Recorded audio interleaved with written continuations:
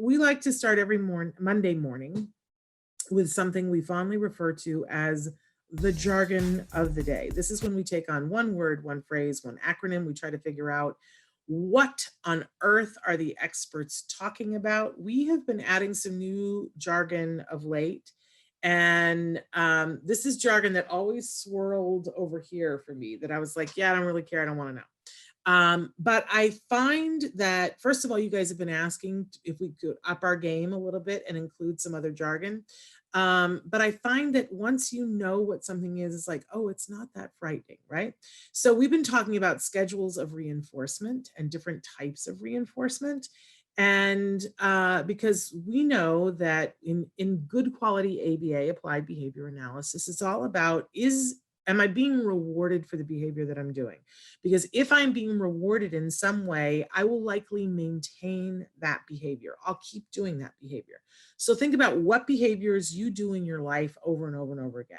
I hope you get up every morning and you brush your teeth. Why? What's the paycheck for you in brushing your teeth every day? For some of you, it's the short term, oh, my mouth feels better. Other people, it's the social aspect of, I want to be able to talk to someone and not feel like my breath is knocking them out. It might be a pain point for some of you because maybe at some point you forgot to brush your teeth and somebody was like, man, your breath is horrible, right? It could be that you do it because you like going to the dentist and they tell you, perfect, you got no cavities. Or again, it could be the pain point that you've been to the dentist before and they've said, oh, you're going to be in the chair for hours, you've got all these cavities. But there's some sort of a paycheck for you for having brushed your teeth, or you wouldn't do it on a regular basis, right? Now, I know when our kiddos are small, we kind of force them to brush their teeth, right? They're not getting a paycheck from it. They're like, whatever. So we pair it with other things. Maybe it's good time. Maybe we play that, my son used to have a toothbrush that played a song. There's all kinds of things. Maybe we like the taste of the toothpaste, right? There are all different ways that we add reinforcement in. Well, when we're trying to strengthen behaviors that we want to see more of, we need to be very mindful about how we're providing reinforcement. And I know you guys are always worried. You're like, well, if I make everything exciting and fun and I give them a reinforcer for everything, why aren't they ever just doing something because it's the right thing to do? I always get one parent who, is like, well, I don't want to have to praise them and reinforce them for, because they should just be nice to their grandmother because it's the right thing to do, right? And I love that thinking. Heaven knows I come from a long line of people who felt that way. But the truth of the matter is that we can get to lifelong behavior of somebody doing something, even when we're not there, when we're not forcing it, if we reinforce it. So we need to be mindful of how we're reinforcing. And we also need to be able to fade our reinforcement.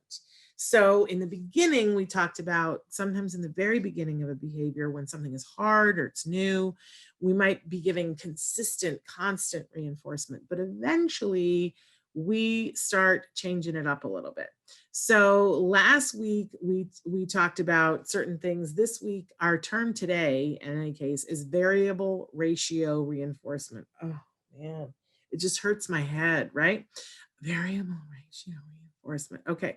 But let's see if we can make heads or tails of it. So let's start with the actual definition. Variable ratio reinforcement. In operant condition, a variable ratio schedule is a schedule of reinforcement where a response is reinforced after an unpredictable number of responses. What in the heck?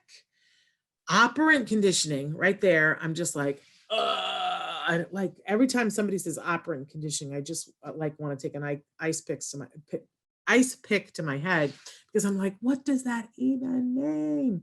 A variable ratio schedule is a schedule. Oh, thank you. That cleared it up. Of reinforcement.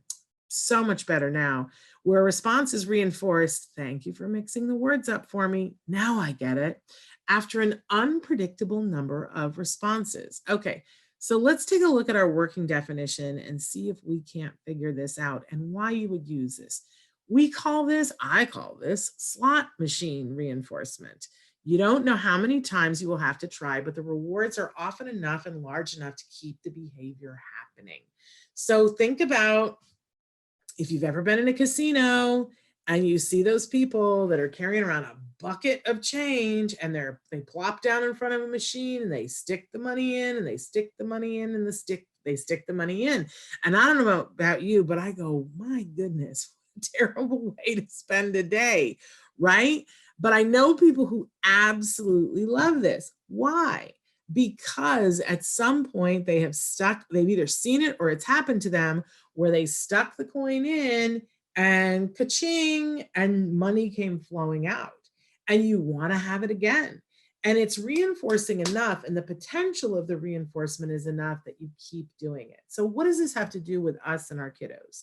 So, we do a lot of things in life where we get a slot machine reinforcement from them. Like, for instance, the examples that I was using before about, a kiddo being nice to their grandmother, because somebody wrote in about that last week or 2 weeks ago. We make it reinforcing for them that they are nice to grandma, right?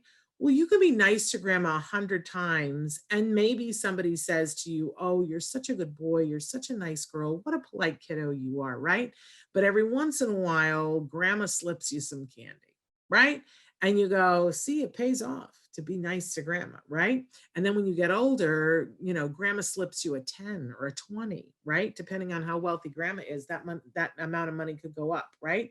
And we learn that, okay, it doesn't happen every time, but there are definite fringe benefits to being nice to grandma.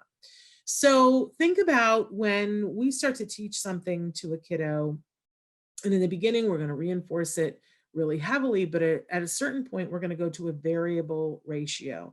And we're going to make sure that where before, maybe we did 10 trials of something, and after they did 10 trials, then they got to play a video game, right? But eventually, as we move on to other things, we want to maintain this behavior, but we don't want to constantly reinforce it, right? So we might move to a variable ratio where, just every once in a while, we'll be reminded, hey, I need to reinforce this behavior. Now, I know as a school teacher, this was something really important to me. I talked with you guys last week about kiddos who are attention driven, and how a lot of times we'll come up with a baseline for how long can this kiddo go without attention, right? And for some kiddos in the classroom, it's a minute. And if you don't pay attention to them every minute, they are into something. And they get up to mischief just so that they can get the reinforcement. So maybe, you do the baseline and you go, okay, they can go a minute.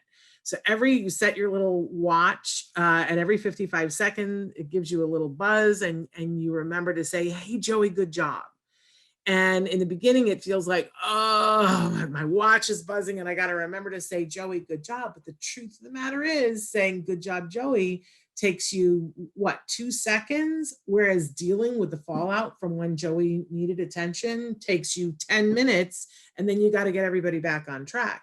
And once you establish that, okay, Joey's getting it, 55 seconds, boom, nice work. I like how you're thinking, Joey. This is going, Joey, good work. Let's show the class your work, Joey, right? Joey's bucket starts to be topped off at a regular basis. So now we change the little timer on the watch and we go, okay, we're going to do it every minute and 5 seconds. Right? And we might find that's too long. Joey's like, wait a second, I need my reinforcement. We might have to move it to 57 seconds instead, but whatever. We keep moving till we get to the point where by the end of the year, we're at an hour, that we can go an hour and the watch buzzes and you're like, oh, hey, right, where's Joey? Joey, you're doing a good job, right?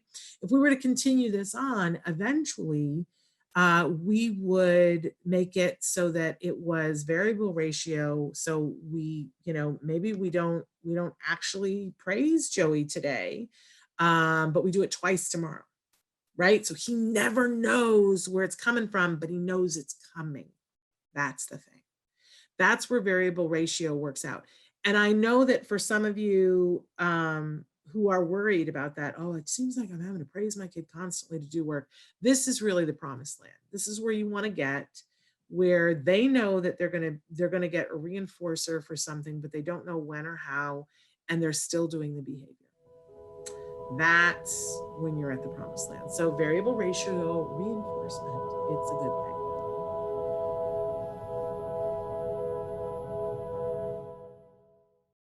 Hey, thanks for watching Autism Live. To subscribe, click here.